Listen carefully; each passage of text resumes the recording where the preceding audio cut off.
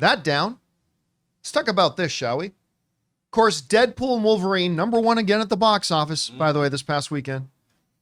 One of the biggest films of all time, by far the highest grossing R-rated film of all time. Well, if that excites you, there are still a bunch of R-rated films coming out in the rest of 2024 between now and the end of the year. And I had one of our viewers write to me and say, John, what would you say are your most anticipated R-rated films? I thought that's an interesting question. You know, it's so interesting. I think we'll address it on the show. So while there are more than 10 R-rated films still coming out, I thought we would go over what I consider to be the 10 most anticipated R-rated films still to come out this year.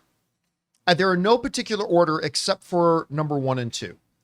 So all the rest I'm about to mention are not in any kind of order, but when I get to number 2 and number 1, those are in order.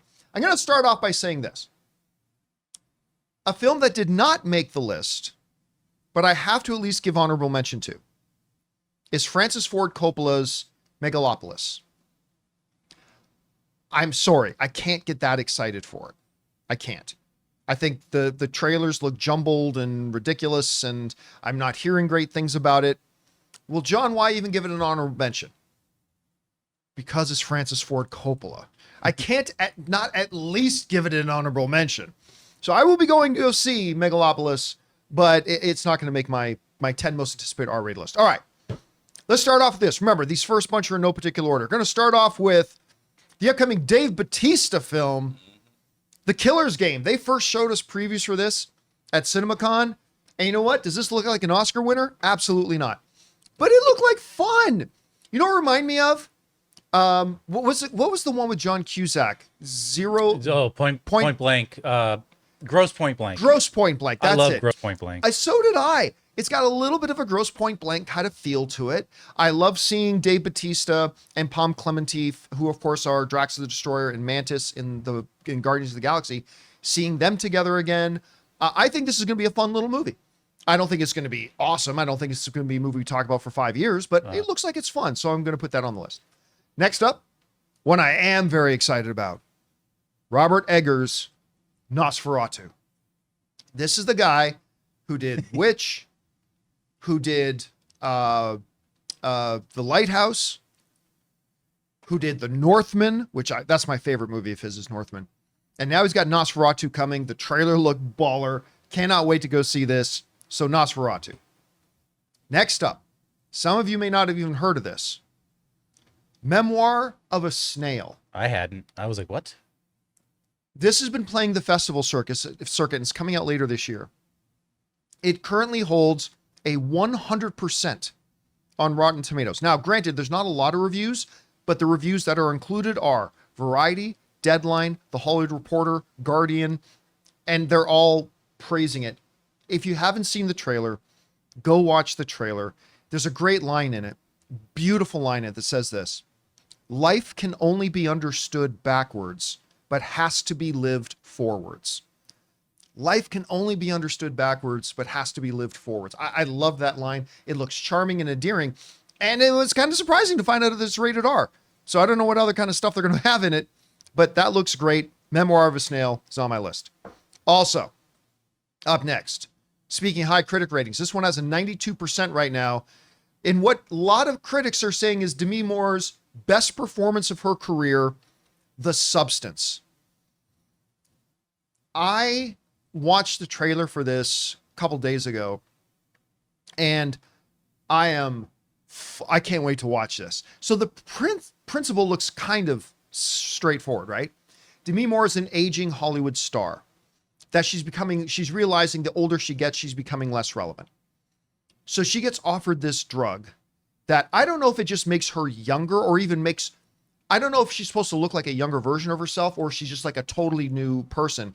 But when she takes this drug, I think for 7 days, her body transforms into this. But clearly, as with any movie, complications come. And that's kind of the hook of it. It looks great. I haven't seen it yet, but the critics who have seen it are raving about it. So The Substance is the one, and I think it's coming out in a couple of weeks. Doesn't have a big marketing campaign, but it's coming out in a couple of weeks. All right. Next up for the R-rated anticipated films for this year. This is another one that we got our first glimpse of it at CinemaCon back in April in Vegas. The new James McAvoy film, Speak No Evil. I remember they showed us the trailer for this, and at first it looked like kind of a fun couples comedy kind of thing for the first 15 seconds, and then it's like, oh no, that's not what this is. McAvoy looks more psychotic than he does in Split. And by the way, it's a Halt and Catch Fire reunion of Mackenzie Davis and Scoot McNairy. I love. If you haven't seen Halt, I didn't think about that. I really like that show. That show was really great. Lee Pace was in that one too. So Speak No Evil. Make sure you go check it out. And the next one is a screw all of you. I'm putting this on my list. Craven the Hunter. Screw everyone. It's nice to have dreams. It's nice to play make-believe. That's good. I am choosing to believe this is going to be the Sony Spider-Verse's more equivalent to Venom than it is to Madam Web. I am choosing to believe that. I mean, after all, this movie does significantly better writers than Madam Web did, or Morbius. It has a better director than it did. And, you know, it's got Ricky Tikki Tacky. What's his name? Yeah. Aaron Taylor Johnson. Ricky Tikki Tacky. Tacky. That's freaking amazing. Every time. I don't know why I can always remember Ricky Tikki Tacky, but I can't remember Aaron Taylor Johnson. So you know what? Don't care. I've got it on my list. I'm super looking forward to it. It's going to be their Citizen Kane. The new Citizen Kane of the Sony Spider-Verse universe. All right. Got 4 left to go. Next up, Gladiator 2. Now, there might be some people who are surprised that it's not one of my top 2. I just can't. Because if you take out Martian, Ridley Scott, I'm sorry, I got to say it. He's been terrible for the last 15 years. And I just can't. Now, Martian was a huge exception. That movie is a masterpiece. Love it. But that movie is now very quietly become an old movie. Passage of time? Yeah. Think about that. The Martian is now an old movie. Anyway. But you know what? It's still Gladiator. It's still that world of Gladiator. You got Denzel Washington, Pedro Pascal. I mean, it's the continuation of the story of the original, and take it for what it's worth. But Ridley Scott is saying that he thinks it's the best movie he's ever made. How true is that? I'm not sure. But again, Ridley Scott's recent history means I can't actually rank it high and put it in one of my top 2 spots. But I'm still very interested in it, and I hope it's even half as good as the original Gladiator. I mean, if Napoleon had knocked it out of the park, we would have been like, this is going to be great. Oh, if Napoleon had knocked it out of the park, if The Last Duel had knocked it out of the park, if The House of Gucci had knocked it out of the park, if The Counselor had knocked it out of the park, if Robin Hood had knocked it out of the park. I didn't mean to start the engines here. This is the one right here. This is it. This is it. He's learned from his mistakes. Yeah. After mistake. But again, and by the way, I'm not taking anything away from Ridley Scott. That dude is a first ballot Hall of Famer. His place in Hollywood history is already firm and secure. He's one of the greats, but he's got to call it what it is. He should have retired probably 15 years ago. Hopefully Gladiator 2 will change our minds on that. All right. Last film on the list that's not in one of my top 2 spots is the winner of the prestigious Palme d'Or Award at the Venice Film Festival, or at the Cannes Film Festival, I mean, Anora.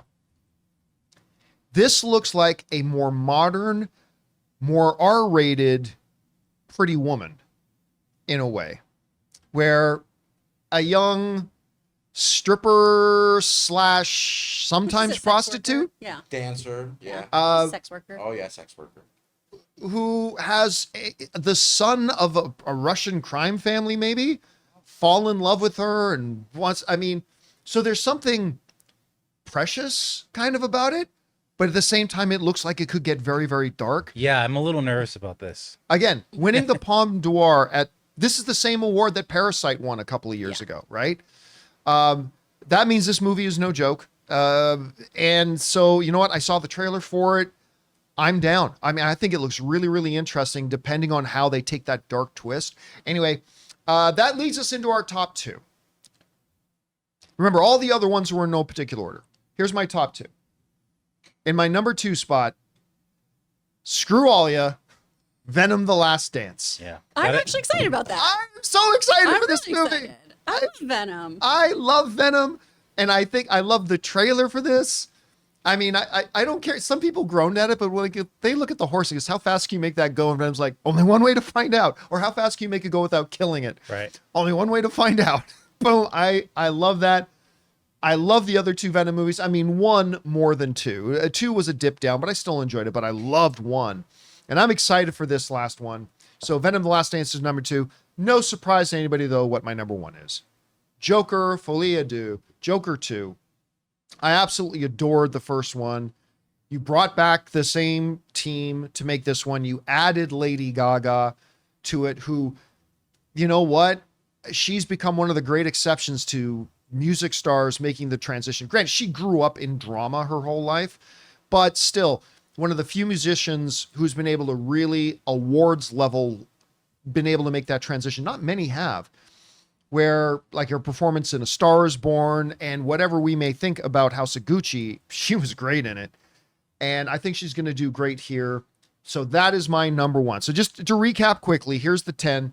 I got The Killer's Game, Nosferatu, Memoir of a Snail, The Substance, Speak No Evil, Craven the Hunter, Gladiator 2, Anora, and in my top 2 spots, Venom: The Last Dance and Joker 2. You know when you discover a new binge-worthy show or a song that you bump on repeat and you have to share it with your friends so they can experience just how awesome it is? That's kind of what it feels like when you discover that Mint Mobile offers premium wireless for $15 a month when you purchase a 3-month plan. It's such an awesome deal, there is no way you can keep it to yourself. My last mobile service provider was quite good, but ever since I switched to Mint Mobile, I've enjoyed even better coverage, better phone clarity, and I'm paying less than a third of what I paid to my old provider. Say goodbye to your overpriced wireless plans, jaw-dropping monthly bills, and unexpected overages. All plans come with high-speed data and unlimited talk and text delivered on the nation's largest 5G network. Use your own phone with any Mint Mobile plan and bring your phone number along with all of your existing contacts. To get this new customer offer and your new 3-month unlimited wireless plan for just $15 a month, go to mintmobile.com/Campea. That's mintmobile.com/Campea. Cut your wireless bills to $15 a month at mintmobile.com/Campea. $45 upfront payment required, equivalent to $15 a month. New customers on first 3-month plan only. Speed slower above 40 gigabytes on unlimited plan. Additional taxes, fees, and restrictions may apply. See Mint Mobile for details.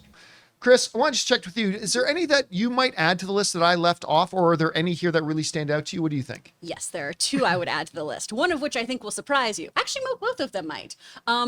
I actually have a spooky guy on mine, The Heretic, the Hugh Grant movie. Oh. Where it's 2 Yep. missionaries come into his house and they get trapped there. And it's this very sinister cat and mouse game that looks very intriguing and so uncomfortable. And then the other one is Amy Adams' Night Bitch. Night Bitch. Night Bitch seems fun. I'm going to go see Sonic first, but then I'm going to go see Night Bitch. You know what? I should have given an honorable mention to Night Bitch I'm because super pumped about that. I'm like, is this a mental thing or does she literally turn into a dog in the movie? Yeah. But I am shocked in both of you. You guys forgot What is Blade? Paddington in Peru. Come on. That's not rated our- R. It's gonna be rated R. But what if it was? The original title is Paddington Fucks From in the Peru. twisted minds that brought you Winnie the Pooh, Blood and Honey, comes Paddington 3. No. Paddington kills Peru. What is it that Paddington likes to eat? It's marmalade. Marmalade. Yeah, But marmalade in and this one, it's blood the and flesh. marmalade. He always keeps a marmalade sandwich under his hat. Murderlade. Marmalade. Come on. Yeah, Okay, bye. those are ones that I'd add on there. To be fair, too, a whole bunch of these, I'm going to see them. I'm just not as excited as you are to see them. If there was 1 or 2 on here that you were really excited about, what would they be? Ooh, Anora. That one seems really, looks really so interesting. And then, yeah, that little snail one. Oh my god. Memoir of a Snail. Memoir of a Snail, especially because it is the what makes this very charming looking thing rated R? Is it Yeah. language? Is there claymation nudity? What's happening? Is it wild violence? Because you can get away with a lot in animation that Yes, you can. usually gets you a lower rating. So I'm interested to see what they do with that. And again, I gotta say the substance. This looks really cool. There's already eye stuff in the trailer. I'm gonna be. But it wasn't eye violence. No, but it's just creepy stuff. Okay, but still No. creepy. It's still too close on an eye, and I get scared. All right, guys, question is for you. What do you think about this list that I have of the 10 most anticipated R-rated films still to come this year? Would you put them in any kind of an order? What do you think of my top 2? Are there any others that maybe you thought I should have included on the list? Whatever you guys think, jump down to the comment section below and let us know your thoughts. Hey guys, thanks so much for watching this video. Make sure you like the video, leave a comment, and subscribe to our channel. And don't forget, we have a daily podcast called the John Campea Show podcast, available on Apple Podcasts, Spotify, or your favorite podcasting app of choice. Go and subscribe to it today so it'll be there when you need it.